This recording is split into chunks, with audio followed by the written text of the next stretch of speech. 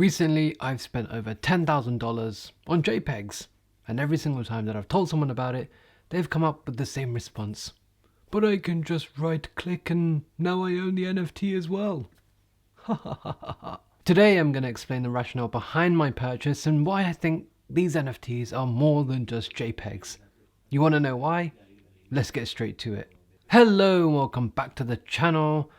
Today we're going to talk about some of my recent purchases, and in particular an NFT series called the Wicked Craniums. This is one of 10,702 craniums, an NFT collection of skeletons of different attributes and traits that came out about 3 months ago.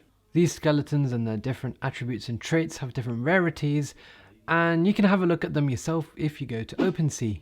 I bought my first one on the second day of release, and since then it's been really enjoyable being a cranium holder, and of course has been relatively profitable.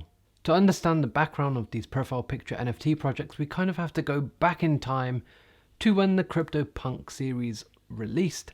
They came out about 3 years ago, and again they are a series of 10,000 different pixelated characters of different attributes and traits, and therefore different rarities, that were actually released for free 3 years ago, but since have gone on to skyrocket and now have a floor of 100 ETH. Recently the sales have skyrocketed, and we've even seen sales of over 2,000 Ethereum just for one of these punks. The thing is, holding one of these punks doesn't really give you much more than just holding one. There isn't any utility or value, and that's where the Wicked Craniums comes in. The team who built the Wicked Craniums wanted to give some sort of value, some sort of ecosystem where holders actually have utility. But what actually is that utility? The first thing you get when you buy one of these craniums is you get access to a private Discord group that cranium holders can only access. Now that itself is quite a powerful thing, and it's all because of networking. Currently there's over 4,000 holders, and bear in mind that because there's only 10,700 skeletons or craniums in total, it can never go higher than that. So this is quite an exclusive group of people that you can obviously network with, meet up with, get to know, and of course there's lots of very wealthy people in these groups, and they can often teach you things or get you into projects early, and I found that that's been very beneficial for me, not only in terms of my learning, but also in terms of getting me into things early so we can make a nice little profit. I've also been able to grow some of my social media platforms, especially on Twitter, because so many of these cranium followers have decided to follow each other, and that's always been a lovely thing as well. The Discord group has some really nice features like cranium sales, which show you essentially what the prices of recent purchases have been. And the Discord group is the place to be to access some of their regular events that of course craniums can only access, like poker and movie nights, which happen usually every week. They also created a social media platform called The Cradle, in which holders can write things about their cranium, and I suspect there will be even more things that we can do in The Cradle in the near future. The team created merch, which obviously instantly sold out. The merch looks pretty damn good. I'm just annoyed because I didn't manage to get one myself, but I'm sure there'll be more in the future, and don't worry, this time I'm going to be ready. I've seen lots of things made by people in the community. I've seen 3D artwork, I've seen X-ray derivatives, I've seen people make stickers, rugs and mugs, and all around a lot of people just getting involved trying to create value for this ecosystem.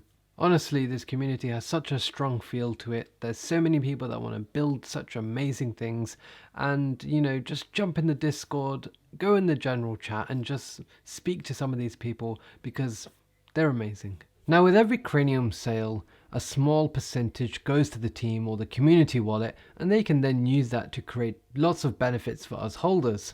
The first thing that they did was they bought some land in the metaverse, and in the future cranium holders will have a space to hang out and do lots of interesting things within the metaverse. Holders will also get some items that will help to identify one another in the metaverse, and that is coming very soon as well. They then built enormous hype by announcing that they were going to airdrop every single cranium holder a free pet or companion. The Wicked Stallions are again another series of 10,000 stallions that we all got for free just by holding one of these craniums. It itself has its own value and currently has a relatively good floor of over $100. So yeah, we literally got given $100 for free. In fact, that wasn't the only airdrop. The Wicked Craniums also collabed with a famous artist called Pop Wonder, and we all got a lovely piece of artwork that I'll put somewhere on the screen now as well. That in itself has some value, and if you wanted to sell that, again, you would be getting some free money just by holding your cranium. The future of the Wicked Craniums also looks exciting. They've recently announced a staking system in which we'll be able to stake our craniums and stallions, and as a reward get pieces of a comic, and that comic should be valuable. Series like the Wicked Craniums aren't just JPEGs, they're more than that. They're essentially brands, just like Pokemon or Hello Kitty is. The Wicked Craniums is its own thing, and essentially they've integrated a way for people to invest in the brand by buying one of these craniums. In my opinion, that's the best way to get exposure to the growth of this brand, and in time, as this brand grows and gets a bigger following and creates more value, I think craniums will go up in price. Now let's talk about price. The craniums were released with a mint price of 0.08 ETH and have since increased in price. Now, when you minted, you could essentially get any cranium, any rarity, and it was kind of just random. Now, if you were to buy the cheapest cranium right now, I believe it's somewhere around 0.3 Ethereum.